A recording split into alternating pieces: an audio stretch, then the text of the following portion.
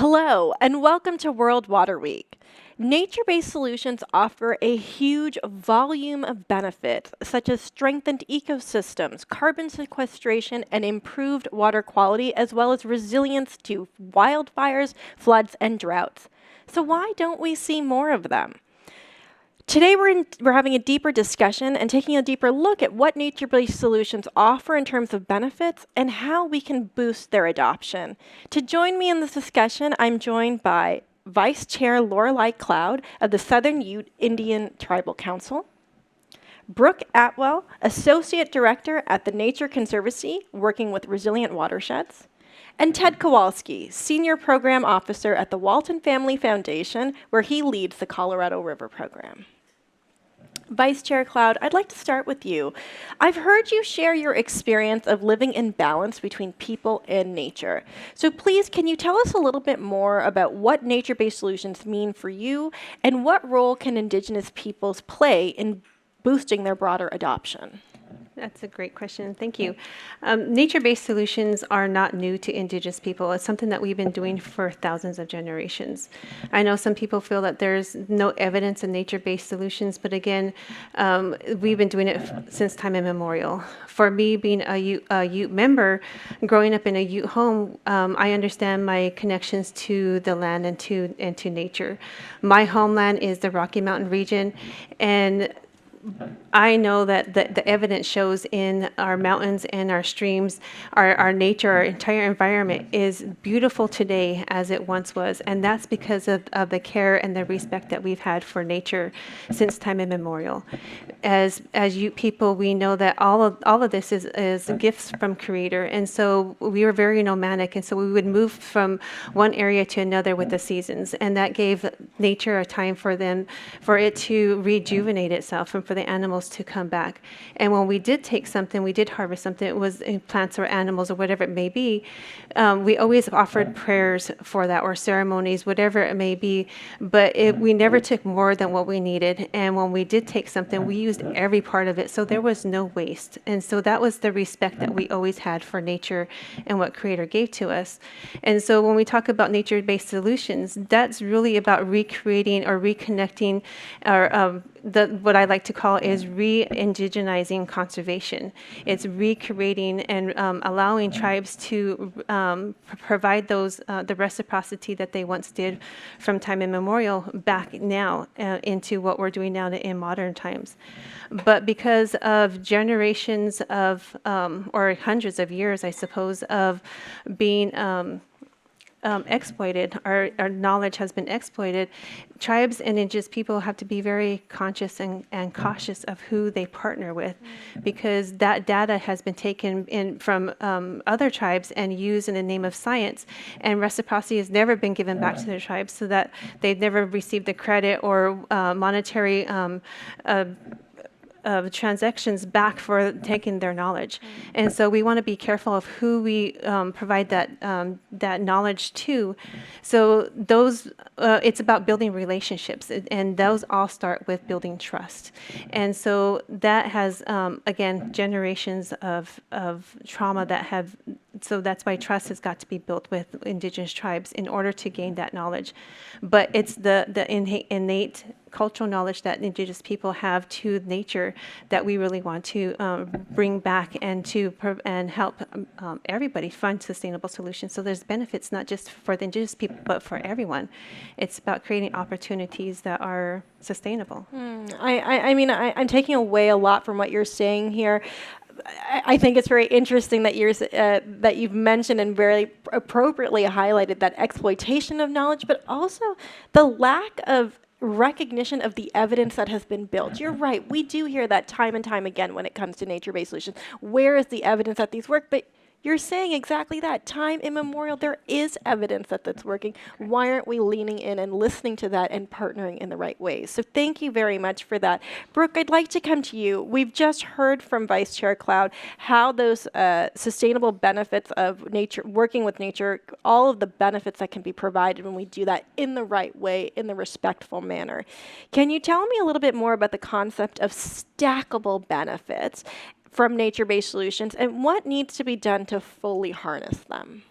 Yeah, so as Lorelei just said, nature-based solutions are essentially like a repackaging of what Indigenous people have been doing for generations. And so when we talk about the concept of stackable benefits, what we're really doing is sort of leveraging the multiple benefit landscape that nature-based solutions can provide. And really that's saying, okay, you might enter the conversation via one specific benefit that you're looking for. Oftentimes it's water security, but the nature-based solutions that you choose can also generate additional co-benefits in terms of livelihoods creation, carbon sequestration, biodiversity benefit, et cetera, et cetera. And so when you choose your portfolio of MBS, then you end up stacking a bunch of these benefits on top of one another. And so as an example, we could choose like wetlands restoration. That could help recharge additional aquifers. It can also help provide biodiversity for nesting waterfowl on their migratory routes or for juvenile fish. And it also could provide cultural and food security for Indigenous people who have traditionally used maybe grains that sprout in those wetlands, as in the upper Mississippi region. And so the one benefit of these stackable kind of mechanisms for MBS is that you could potentially crowd in a bunch of different funders who may be interested in different aspects of those benefits. And that's really where this like concept of collective action really comes in. Could we all put in money into a pot and then generate greater returns for larger society because we are pulling in multiple benefits that we care about? And then the one stat that I really love from the water sector is that of the 700 billion that is spent annually in water sector, less than 1% of that actually goes towards nature-based solutions. So there's a huge opportunity to maybe transition some of that money that was traditionally spent on gray infrastructure to nature-based solutions. And that is a mechanism to give money to empower Indigenous leaders who rightfully should own and operate and manage those lands. It's a way to further fund and capacitate the work that they've been doing for generations, but has been unrecognized thus far from, the traditional water sector, I would say. And the role of philanthropy in that is really interesting because philanthropy is not a long-term solution for large-scale watershed investment programs. Really, philanthropy should be used as that catalytic funding that can help you develop sort of that longer track record to attract larger buckets of funding, do a lot of that analytical study that maybe a corporate or a development finance institution isn't quite keen on putting money into, but is really important if you want to develop equitable watershed investment programs and really build a solid foundation. And so I think philanthropy has a way of allowing the foundation building that needs to take place, and also maybe putting money into maybe ecosystems that are a little bit more risky. They're really worth saving, high biodiversity value, but maybe the payer landscape isn't quite there. We're unclear about it. And so philanthropy gives us a little bit of time to figure out what that might look like so we could build a longer term sustainable funding flow for the watershed. Thank you so much for that. What I'm taking from that is not only stackable in terms of the benefits, but also kind of stackable, or maybe the word I'm looking for is maybe a little bit modular in terms of the financing opportunities, right? We can be paying for different elements and bringing in different kinds of actors to help fund some of these projects, which can be sometimes very difficult to fund because of their longer term time horizons, and also their many different kinds of benefits or goals that they're trying to achieve. But I also think very interesting that role of the philanthropy that you talked about, and maybe the flexibility that corporate funding and and philanthropy can offer in terms of how do we bring different kinds of funding into these spaces and build upon some of that quote unquote evidence base that we talked about a little bit. How can we maybe put a little bit more data behind some of those things and create more tangible, or I want to maybe quantifiable benefits, perhaps. Ted, I want to build on that as well. That role that Brooke rightly talked about in terms of philanthropy and corporations and building the case for nature-based solutions. What is the Walton Family Foundation doing within this space, and what are you hoping to do more of? Great, thank you. The Walton Family Foundation focuses on climate change and how people experience climate change, which is really through water, whether it's devastating floods or longer and deeper droughts, more devastating wildfires, or more frequent devastating hurricanes. And we really see nature-based solutions as an opportunity to help provide more climate resilience for communities and for ecosystems, and really working with partners like NGOs and tribes and sort of building that evidence base that you talk about. We're also seeing enormous investment in nature-based approaches and in climate resilience from corporations, from governments at the federal, state, and local level. And we really need to invest those funds in nature-based approaches, things like crop switching, where you can see crops that are grown with less water, but they can also provide ecosystem benefits and benefits to the community to continue to have a healthy agricultural economy. So we tried to demonstrate the value of different approaches. Another example is with wetlands, and you see example after example of wetlands where a devastating wildfire has gone through, but the beaver complex is intact. And if we can just allow nature and follow nature's lead, and certainly tribes have example after example around that as well, then we can demonstrate and tell those stories and then see those investments come back in to support those kinds of projects going forward. Brilliant. I want to follow up with you a little bit there. This work can be complicated, and the topic of nature-based solutions within the water sector isn't a new one. We've been talking about this for a long time, and sometimes maybe that lack of traction can feel a little bit bleak. I dare say hopeless. That we need to get there. So. Facing, when we look at the need to act now, we're facing the enormous climate emergency. What's bringing you hope within this space? Why are you investing here? Why do you see this as the opportunity? Yeah, well, really, what brings me hope is seeing new voices that have traditionally been left out of the conversation, like tribes, like the environment, coming to the table. And a big part of our responsibility is to lift up those voices and make sure that they're not excluded from the conversation. And it gives me great hope to see the progress that is being made, and certainly there's more progress that has to happen. But I've seen enormous progress just in the last several years working with the Walton Family Foundation at ensuring that tribal voices are not ignored and ensuring that the environment is considered in the context of these large management decisions that we're making at this time of a climate crisis. So there's a lot to be hopeful about. It feels like we're hopefully getting there. We're getting on that right path, and we're bringing in the right expertise. It sounds like that we're no longer, or hopefully as a sector, we're getting a little bit better at bringing more voices to the table. And that's something I've certainly seen here at this year's World Water Week. We're talking about bridging borders. We're talking about bringing more and more people together and putting people at the center of those conversations. So I think it's really important that you're starting in the right place here. So hopefully we see more of that. We've talked a lot about the opportunities, and I've just referenced some of those challenges as well. What changes or actions do you see as imperative for the water sector in order for us to fully embrace and harness nature-based solutions? And this is a question for all of you. Do you have a call for action to our audience members today? Vice Chair Lorelei Cloud, I'd like to start with you. Sure. I think for me, a call to action would be talking to tribes directly. Don't talk about them, but talk to them, help them. The only way that you're going to learn about them is if you talk with them. There's been the narratives about tribes and indigenous people have been basically watered down, pun intended.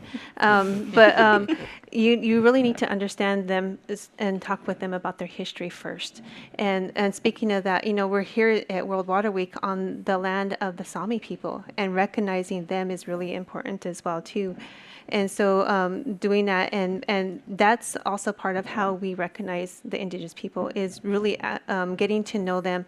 But it's also helping them, find out what is their capacity, and helping them to provide the capacity that they do. For tribes in America, a lot of them don't have the capacity. They don't have grant writers. They don't have the staff that they need in order to build upon and to create and develop whatever it is they need, especially like economic development. So there's always ways to partner with tribes. You just have to actually talk to them and build a relationship with them. That relationship has to be based on trust. I think that's a very clear call to action, and I hope we all take that forward with us, that importance of understanding the history. I thought that was a really important point that you made there, understanding that history, but that we also need to help build that capacity, because we all stand to gain from doing that. It's not just the tribes on their own. We will all benefit from that. So thank you very much for that. Ted, I'll go to you. What do we need to change in the sector, and do you have a call to action?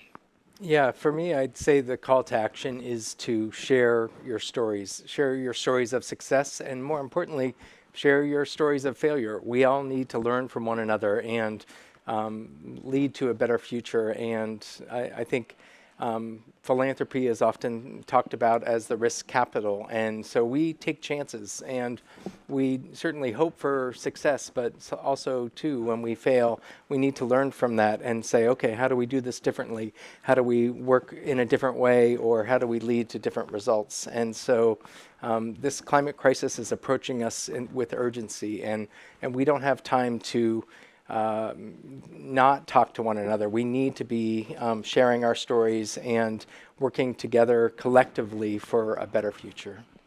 I hear that very loud and clear. We need to start talking more. We need to start talking to each other, and I like what you said there. Share those stories. I'm underlining it as I'm writing. Brooke, tell us. I would probably say upstream planning. Honestly, the decisions that people made 30 years ago are what we are now building our civilizations and societies around. And nature-based solutions weren't really a part of that conversation, or really a part of the conversation, I should say, in the way they should have been. And so if we can re-engage in that and take more consideration for planning for climate resiliency, where you're not determining one pathway for 40 years, but you're determining, multiple possible scenarios. You build one piece of infrastructure 10 years down the line. When you're ready to build the next, you consider the three based on what is most probable and what you're seeing based on what the models had told you previously. And in those upstream conversations, or upstream planning conversations, it's really about making space for voices who have not been heard in the past. And so as an NGO, if we're invited to an upstream conservation planning opportunity, we want to make sure that we are bringing along a seat for Indigenous communities, local communities who have been historically disenfranchised, or giving up our seat for them to have that conversation and be in the room for that. So that's what I would say for other NGOs or other corporations or DFIs who have that opportunity. Please make sure that you're using your privilege and leverage there to make space for others who have not historically been in the room. Super, super important. I think there's, again, coming back to what Vice Chair Cloud was saying, there's a lot to be learned from building on that history. So going back and reflecting, how have things been done? What do we need to change about that? And then also, as you're saying, looking forward, what could this look like in a few years? And start that planning from now. We don't have to just continue to rely on what we know in the past. We can build, we can evolve from that history as well. It's been an absolute pleasure having the three of you here with me. I'd like to thank you so much for taking the time. I'm certainly coming away from today's conversation with a new perspective on nature-based solutions, but I think also the understanding that there's so much more to this conversation, that it's not just about planting trees and hoping for the best. It's about understanding that history, looking forward, evolving with the solutions, and really seeing how we can grow with nature. I'm really looking forward to seeing how organizations like the Walton Family Foundation will be working alongside tribes and organizations like the Nature Conservancy in the future, and continuing to lead this work. Thank you so much for joining me. Thank you so much to our audience today. It's been a pleasure to have you all.